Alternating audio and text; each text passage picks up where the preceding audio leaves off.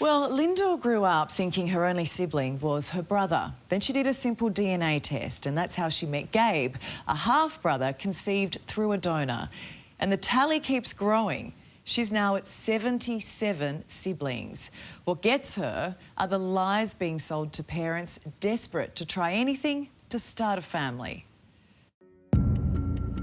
I'm a person, not a product, but the whole way through they've treated me like I was just an output on their bottom line. It's not about patient care, it's absolutely about profits over people. It's the ultimate violation, isn't it? It's a violation on every level. In the world of IVF, these three groups are considered individual pods. They represent families created by the same sperm donor. The clinics creating the lives, treating them like products, but they say they're neither of those things.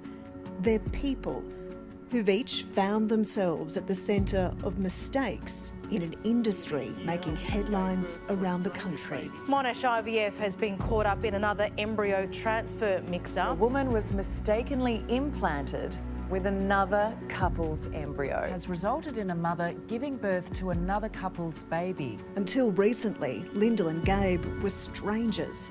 They're actually half brother and sister, conceived with the help of the same sperm donor at Queensland Fertility Group. My parents were told he was a blonde medical student. I was told that he was a sports scientist. But, What? yeah. Both stories are wrong. Our very brunette donor works for government. He hasn't got a university degree. And if that's where the story stopped, it would almost be harmless. But this is just the beginning. Our donor donated 325 times and they kept using that sperm for years and years and years. So, how many half-siblings do Lyndall and Gabe actually have from clinics across the industry? 77. And that's where we've landed. There will be more. We've probably got, I'd say, between 250 and 350 siblings out there. That's a reasonably conservative estimate. Both were conceived through the Queensland Fertility Group. It's where Anastasia Gunn went with her partner to create their family of 3 sons. And we desperately wanted all of our children to have the same father. And is that what you got then?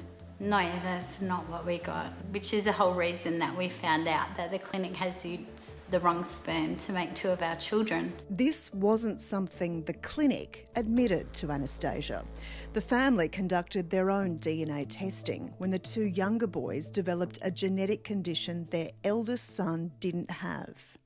He's in chronic pain. He's in chronic pain the same way elderly people are. His whole life he will be medicated and need treatment. And if you had seen a donor profile back in the day that listed this as a medical condition, would you have chosen that donor? Of course I wouldn't choose that for my children. Who would choose that for their children? Like, you'd have to be a monster to choose this life for your children.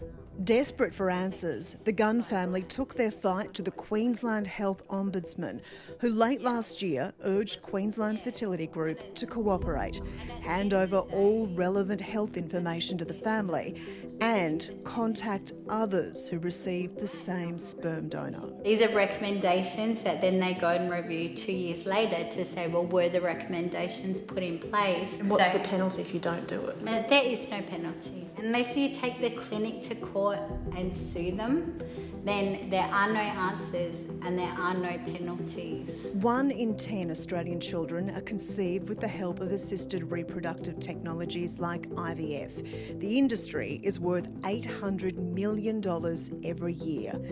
And while there is state and territory-based IVF guidelines, there are no national laws or independent government agency policing fertility clinics. No standard laws that stipulate a donor must legally prove their identity in a clean bill of health. No national limits for how many times a donor's sperm can be used.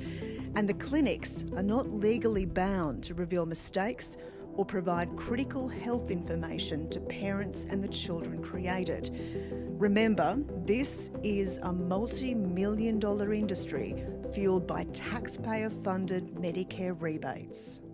It would take the whole of Australia to be DNA testing for me to find out exactly who all of my siblings are. Catherine is another donor-conceived person looking for answers. Her biological father used different names in different states to make donations. We know there are confirmed 58 siblings so far, but if he's used all 7 fake names at the 10 locations, it could be 10 times 10 times 7, so that could be 700 siblings. She stumbled on the mistake when she met a woman who looked just like her. And we had different donor codes, and so I thought there's no way we could be related. She was from a different state and there's no way we could be related, but she was the first match I found on my DNA testing. They've since discovered the donor has schizophrenia and a genetic predisposition to bowel cancer. What state Catherine's half-siblings live in will determine whether that information has been passed on to families. I think we need national legislation as well, national retrospective legislation and DNA testing for anyone that wants it. Who looks like who? Like, who's got the same mannerisms? Honestly, there is a brother and Sam who are identical. For Lyndall and Gabe, this is the silver lining of a huge family. Erin and Sam are their half-sisters, and these Zoom call catch-ups happen regularly. Sammy, what's the perks for you? What do you love about it? Free accommodation is nice. You're welcome. The sibling cheek and rivalry is strong, but so is the support. For Erin, she's now thinking about how to navigate this for the next generation. Having 77 siblings could lead to hundreds of cousins out there. It's a massive fear for my son in the future. Dating, what is it like? It certainly plays on my mind quite a bit. I know that if I'm dating, I've got to be cautious. I need to ask this on the first date. Do you know where you come from? Do you know, are your parents your parents? The clinics and the industry will tell us that these are really rare, isolated mix-ups. What's your response to that? There are way too many of us for it to be rare. You go to these clinics, you trust the doctors. Goodness knows our parents trusted the doctors, and this happened. Without the legislation, it will happen again. Nothing can help us now, but it's so important to our family that this doesn't happen to anybody else. The poor thing. And then how are there no national laws regulating this industry? These are people's lives they're playing with, and every taxpayer, we are helping fund it.